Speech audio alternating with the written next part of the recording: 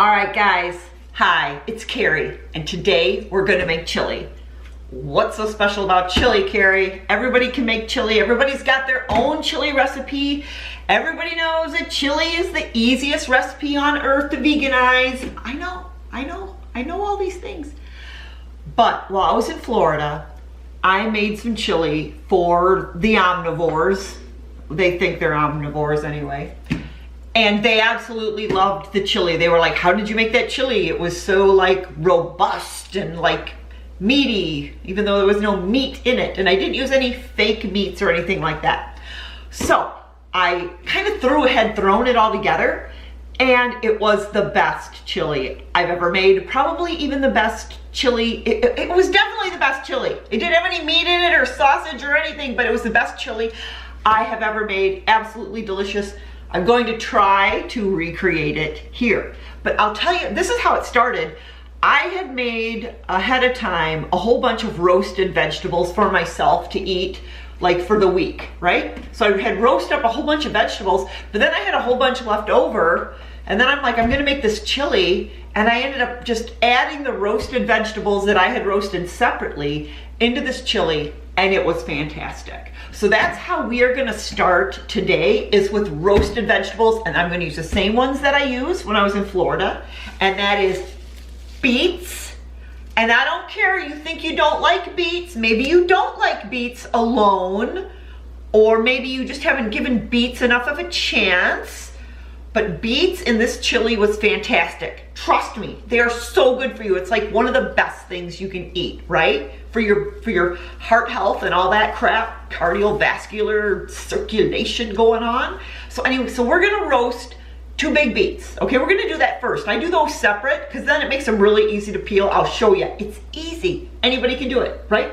So we're gonna roast the beets, and then together we're gonna roast some just regular gold potatoes and some sweet potatoes and an onion. So we're gonna roast all those vegetables, and this is gonna be more than I'm gonna need for this chili, but I'm roasting it up because then you've got roasted vegetables.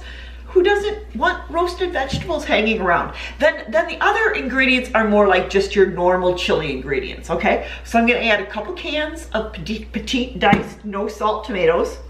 I'm gonna add a couple cans of beans. You can pick whatever kind of beans. What do I got here? I got some kidney beans and I got some black beans. So those are 2 cans of beans. These are just the standard size cans. What are they, like 14, 15 ounce cans?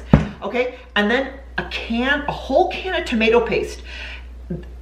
This is a key ingredient in chili as well. It makes it really thick, and you gotta cook it a really long time. Oh, that said, we're gonna do this today because I want to eat the chili tomorrow, okay? That's the key to chili. It's better the next day. So you cook it a long time, like a long time, till it gets really dark on one day, and then you eat it the next day. So that's what we're gonna do. And then I'm just gonna use some like Cajun seasoning, some chili powder, and I do use a little bit of vegan beef bouillion. Makes it a little more meaty like. Oh, and I'm gonna add some salsa.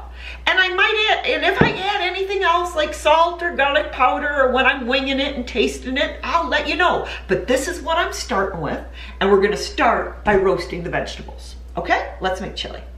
Okay. Here we go with the beets. Normally I'd say eat these beet greens, but these are the most saddest looking beet greens I've ever seen. So these are probably just gonna go right to the compost. Anyway, beets, they're super easy. This is all you gotta do, guys. It's so easy. I got the oven preheating to 400, which I believe is like 205 degrees Celsius. So 400 degrees. And look it, this is all we're doing. I didn't really need to cut that end off that much. Actually didn't mean to. So didn't have to do that, but it won't hurt anything. So anyway, I just cut the tops and the bottoms a little bit. And now I'm just going to wrap each one in some foil. Voila.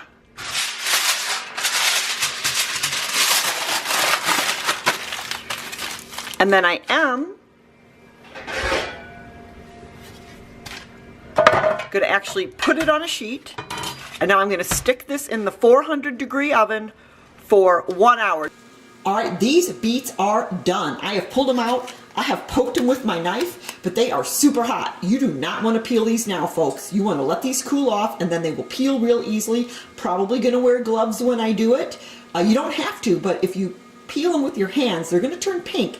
But you can get it off, but you're going to have to scrub, scrub, scrub, scrub. So I'm just going to wear gloves, I think, so I don't have to scrub, scrub, scrub. And yeah, they're so purple. So pretty. I'm just making some food. He's just making some food. I'm just making some food. He's just making some food. I'm just making So putting the parchment on here, I thought I was going to try to save myself some cleanup, but it didn't matter. The beet juice got on here anyway, but it doesn't matter. It actually wipes right off of here, rinses right off real easy.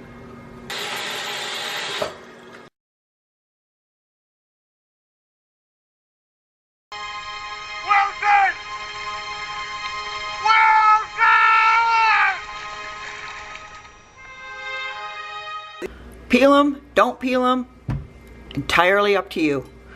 I'm going to cut these into kind of smaller cubes because it's going in chili. Normally I'd make them bigger if I was just roasting them for something else.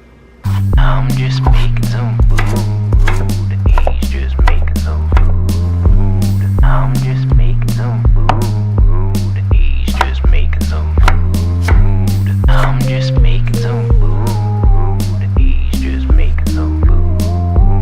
I'm just making some food. He's just making some food. I actually put a little bit of olive oil on the parchment paper. I really don't want these to stick. Being so they're so small, they're more likely to stick, and I don't want them to stick. And I'm going to need 2 pans because I don't want to crowd these either. I'm just going to pop both of these in the oven. I'm going to turn it down from the 400 to 375 and roast these for about, I'm going to check on them in 15 minutes and see if they're sticking or not, and maybe flip them. So 375 for 15 minutes. Wow, what would 375 be? What is 375 degrees Fahrenheit in Celsius? 375 degrees Fahrenheit equals 190.556 degrees Celsius. All right, we're going to use this big old onion here, and we're going to use these peppers. I know I didn't mention the peppers, but I said it was subject to change at any time. I remembered I used peppers the other day. I didn't have, the only thing fresh I have is a jalapeno. These peppers were frozen. It was a great pepper year in the garden, so you can just freeze these whole in a bag. So yeah, so these were frozen, and I'm going to chop these up with this fresh jalapeno, and we're going to saute these. I'm just making some food. He's just making some food. I'm just making some food. Up a big old chili pot. Just making. Gonna cook those down till they're nice brown and caramely. So gosh darn it, the video got corrupted. You didn't get to see me dump the cans in, man. So this is what I did. I dumped in 2 cans of no salt added diced tomatoes, 1 can of kidney beans, 1 can of black beans. I did not rinse those. 1 6-ounce can of tomato paste, and a 16-ounce jar of salsa, whatever kind you want. Then you need to also add 4 cups of water. Put all that in the pot. I'm just making some food.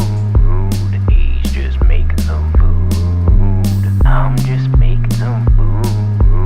He's just making some food. I'm just making some food. He's just making some food. I'm just. So from those 2 large beets, I got 4 cups of roasted beets, but I only want to use 2 cups, and that's what's going in the chili. I also got a bit over 4 cups of combination sweet potato, regular potato, and I'm only going to use 2 cups in the chili. So now you just want to get your chili up to a simmer, put a cover on it, and let it simmer for about an hour, you know, stirring regularly. All right, guys, this chili is done. Oh, just look at it. Isn't it beautiful? It's so thick and rich. Man, you don't need no meat. You don't need no meat in chili. This is so much more healthy with those beets and sweet potatoes and all that in there. Damn.